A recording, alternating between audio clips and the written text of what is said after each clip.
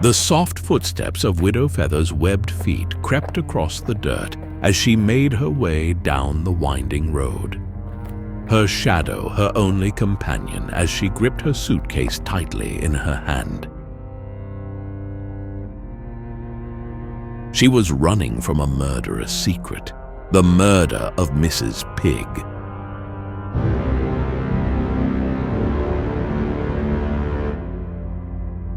That's right. She'd seen the fiend who'd done those terrible things to Mrs. Pig. Even worse, the killer had seen her.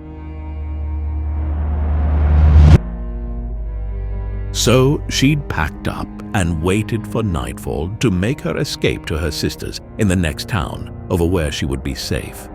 The nice detective had questioned her even, but she hadn't told him a thing. Would never tell, because she didn't want to end up like Mrs. Pig.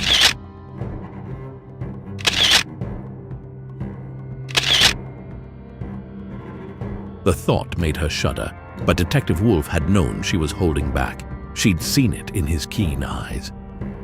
"What are you afraid of?" he'd asked her. "Did you see something?" Of course, she'd seen it all. Everyone knew Widow Feathers sat at her kitchen window and that she saw all. Widow Feathers did not miss a thing. Well, now she wished she'd minded her own damn business. "Have you found the boyfriend yet?" she'd asked Detective Wolf. Widow Feathers shook her head. It was all behind her now.